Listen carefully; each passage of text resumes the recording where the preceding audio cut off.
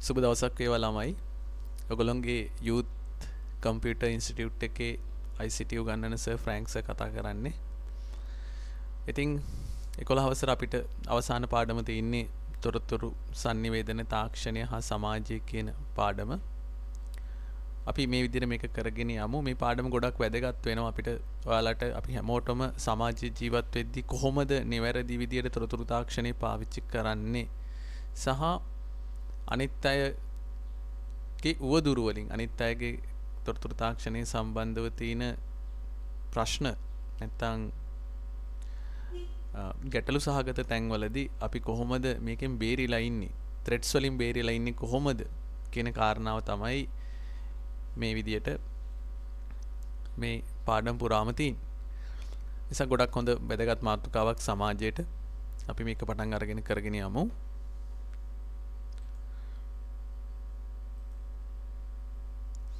right. එතකොට ඊළඟට තියෙනවා විනෝදාස්වාදයේ සඳහා ICT භාවිතා වන අවස්ථා කීපයක් පහත දැක්වේ. ඒවා විස්තර කර දක්වන්න. ඉතින් දැන් ICT කියන එක ලෝකේ හැම ශාස්ත්‍රයකටම අදාළ වෙලා තියෙනවා, ඇප්ලයි වෙලා තියෙනවා. ලංකාවෙත් එහෙමයි. විවිධ ශාස්ත්‍රවල හැම ශාස්ත්‍රයකටම වගේ ICT ඇප්ලයි වෙනවා. ඉස්සරහට මේක තවත් පුළුල් වෙලා වැඩි වෙමින් පවතිනවා. ඉතින් මේක එක තැනක් තමයි 3D ත්‍රිමාන නැත්නම් 3D dimensional කියන එක. දැන් මෙච්චර කාලයකට තිබුණේ මේ 2D animations තමයි මේ computer science කියන එක නැත්නම් computer animations කියන එක දියුණු වුණාට පස්සේ මේ 3D animation එකක් ඔයගොල්ලන්ට 3D animations තාක්ෂණය ඔස්සේ චිත්‍රපටි නරඹන්න හම්බුණා. Jurassic Park වගේ චිත්‍රපටි, Day After Tomorrow වගේ චිත්‍රපටි හදලා තියෙන මේ 3D තාක්ෂණය, ත්‍රිමාන රූප තාක්ෂණය පාවිච්චි කරලා. මේකෙත් සඳහන් කරලා තියෙන මේ සටහන පැරණි චිත්‍රපටිවල දක්නට ලැබෙන ද්විමාන රූප වෙනුවට ඉතා උසස් තාක්ෂණය යොදා ගනිමින් නිපදවන චිත්‍රපටිවල ඇති ත්‍රිමාන රූප තාක්ෂණය යොදාගෙන ඇත. නවීන තාක්ෂණයට අනුව නිපදව ඇති උපැස්සිවල යොදා ගනිමින් නරඹන්නාට චිත්‍රපටයේ රස විඳීමට පුළුවන්. right. ඊළඟට තව 3D ගත්තාම මේ 3D ග්ලාස් එකකුත් දෙනවා අපිට. එතකොට ඒ ග්ලාස් එක අපි දාගන්න ඕන, ෆිල්ම් එක 3D වෙන්න ඕනි. එතකොට ග්ලාස් එක දාගත්තට පස්සේ තමයි අපිට මේක ත්‍රිමානව පේන්න පටන් ගන්න.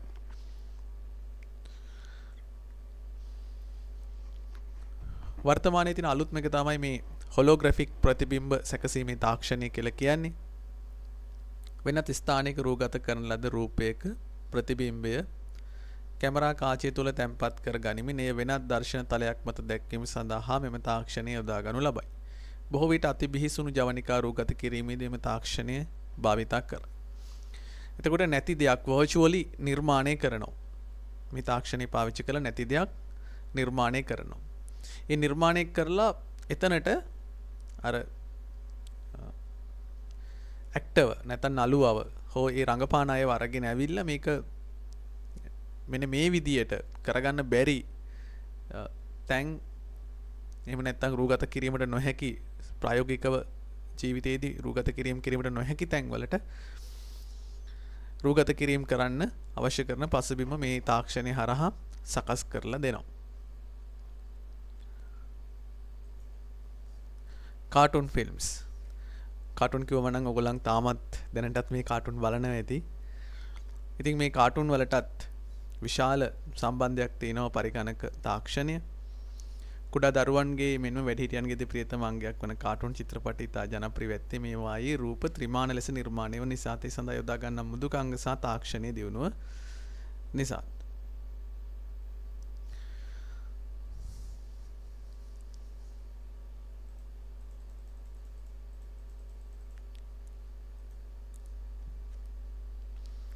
ඊළඟට තියෙන ඩිජිටල් ඔඩියෝ මැටීරියල්ස් නැත්නම් අංකිත ශ්‍රව්‍ය සංස්කරණය.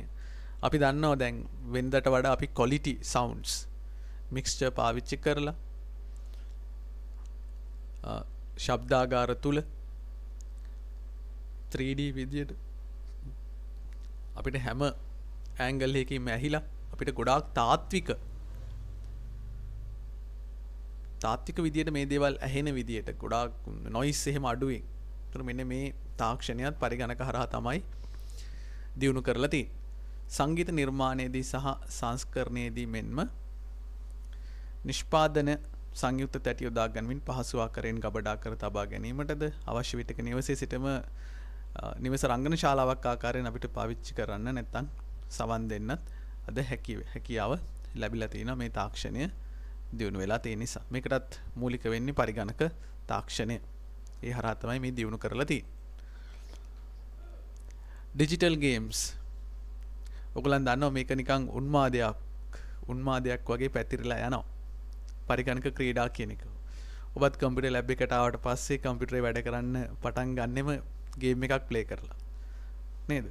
ඉතින් මේ තාක්ෂණයේත් දියුණු කරන්න නැත්නම් මේක මූලාරම්භයේ ඉඳලා අද දක්වාම දියුණු කරලා තියෙන්නේ පරිගණක ආශ්‍රයයෙන්.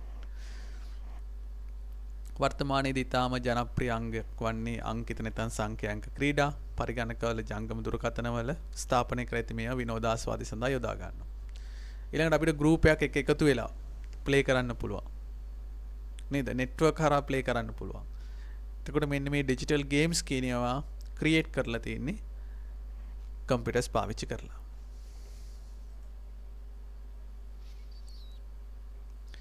ඊළඟට කම්පියුටර් ගේම්ස් වල සිමියුලේෂන් ගේම්ස්. යුද්ධ තීන තැන් ඒ පසුබිම් සම්පූර්ණම ඒ විදිහට නිර්මාණය කරලා තිනවා. අපි සමහරවිට එක තැනකදී සෝල්ජර් කෙනෙක් වෙනවා. එතකොට මෙන්න මේ විදිහට අපිම මේක ගිහිල්ලා ඒ ක්‍රියාන්විතේ යෙදෙන විදිහට තමයි මේක නිර්මාණය කරලා තියෙන්නේ. සාමාන්‍ය ජීවිතයේ සිදුවන ක්‍රියා අනුසාරයෙන් ස්වභාවික පරිසරයක් ව්‍යාජ ලෙස නිර්මාණය කර දීම මෙහිදී සිදු වෙනවා. මේ ක්‍රීඩා පුහුණු කිරීම, විශ්ලේෂණය කිරීම හෝ සැකසුම් කිරීම සඳහා යෙදාගෙන තියෙනවා. රයිට්. ඉතින් කම්පියුටර් ගේම්ස් ගත්තොත් එහෙම මම හිතන්නේ සෑහෙන එක්ස්පර්ට්ස් ඕගොල්ලන්ගේ සම්බන්ධව. ඉතින් අපි පොඩි මතක් කිරීමක් තමයි මෙතනදී කරගෙන යන්නේ.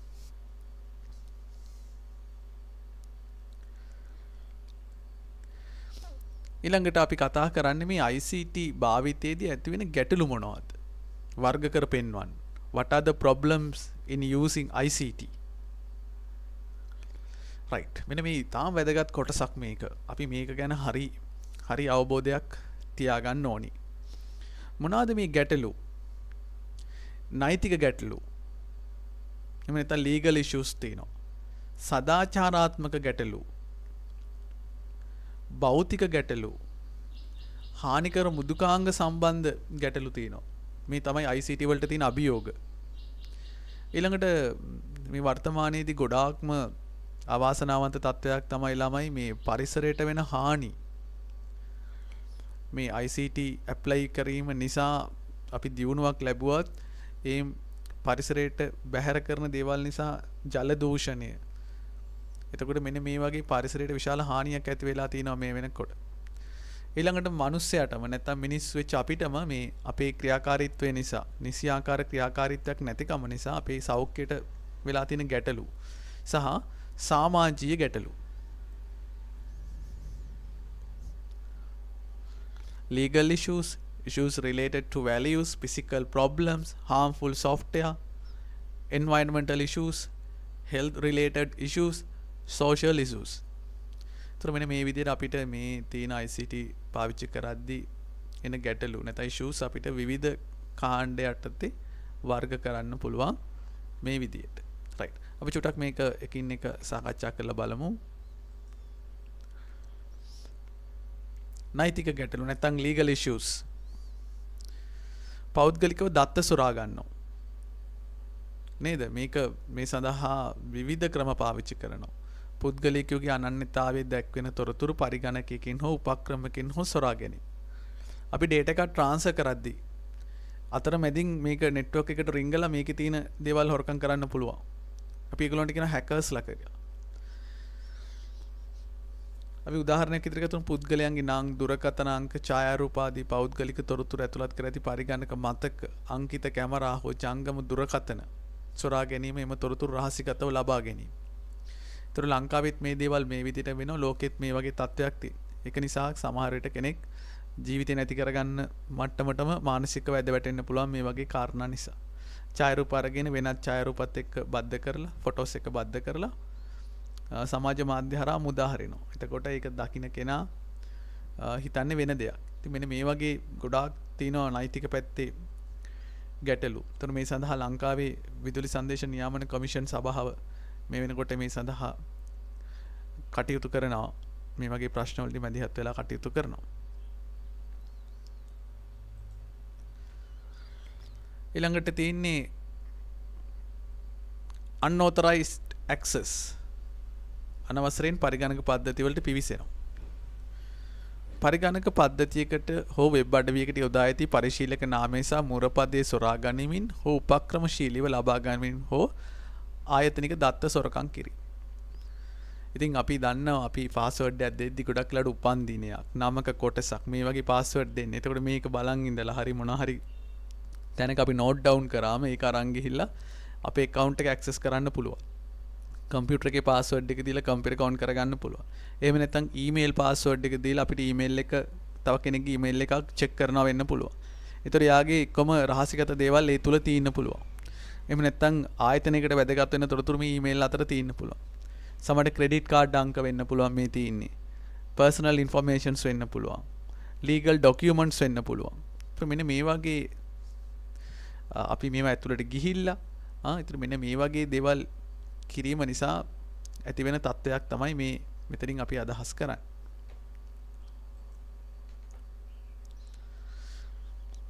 බුද්ධිමය දේපල සොරා ගැනීම. intellectual property rights බුද්ධිමය දේපලක් කියන්නේ මොකක්ද? පුද්ගලයෙකු හෝ ආයතනයක් හෝ විසින් කරන ලද නව නිර්මාණයක් එනම් මින් පෙර භාවිතයේ නොපවතින හෝ ජනතා විසින් දැනුවත්ව නොතිබූ හෝ නව නිෂ්පාදනයක් හෝ ක්‍රියාවලියක් හෝ මෙලෙස හැඳින්වෙනවා. මේ වෙනකොට නෑ එයා අලුතෙන් හොයාගත්ත දෙයක්. එයා තමයි මේක නිර්මාණය කරගත්තේ. පොතක් වෙන්න පුළුවන්, කවියක් වෙන්න පුළුවන්,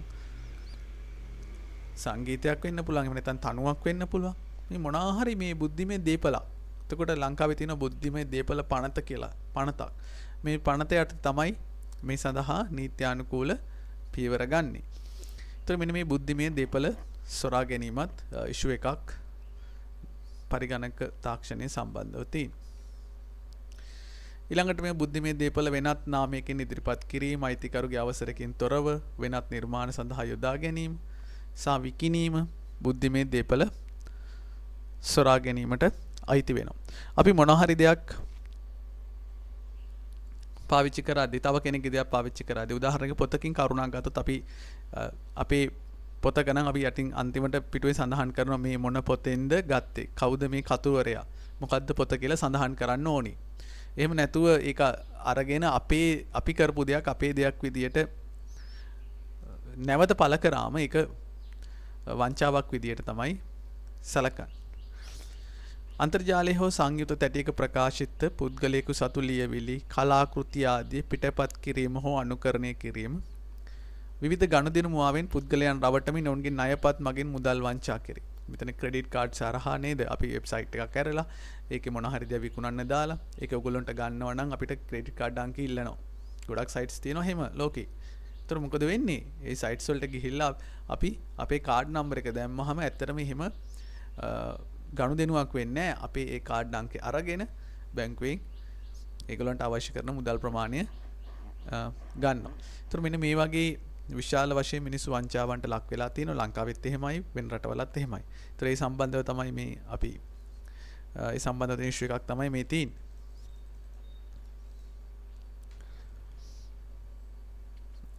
ඊළඟට ළමයි සදාචාරාත්මක ගැටලු issues related to values. ලිඛිත දේ සොරකම් කිරීම. නිර්මාණකරුවෙකුගේ අදහස් රචනා හෝ වෙනත් නිර්මාණයක් පිටපත් කර ගනිමින් ඔහුගේ අවසරයකින් තොරව ඒ තමාගේ නිර්මාණයක් ලෙස ඉදිරිපත් කිරීම මෙලෙස හැඳින්වෙනවා.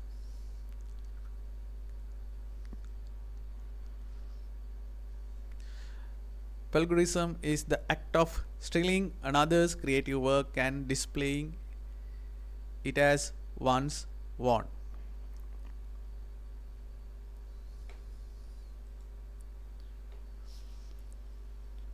මෙම නිර්මාණය සඳහා සද්භාවයෙන් භාවිතා කරමින් රචනා සොරකම නවතා දැමිය හැකි. සද්භාවයෙන් භාවිතය යනු යම්කිසි පුද්ගලයෙකුගේ අයිතිවාසිකම් සහිත නිර්මාණයකින් තොරතුරු ලබා ගැනීමේදී එය ඔහුගේ පෞද්ගලිකත්වයට හානි නොවන අයුරින් යොදා ගැනීමයි.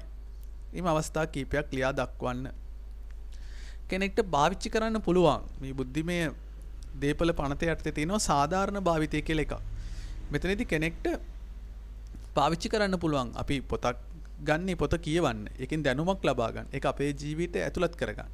ඒතර මෙතනදී අපිට සාධාරණ භාවිතය කියන කාරණාව යටතේ උපුටා දැක්වීම. උපුට දක්වන්න පුළුවන්. රචකයාගේ හෝ රචකයාගේ තොරතුරු සඳහන් කරනවා. අපි ගත්තේ කොහෙන්ද? කවුද රචකයා? මොකද්ද පොත? එහෙම නැත්නම් මොකද්ද සයිට් එක? අපිට එහෙම සටහන් කරන්න පුළුවන්.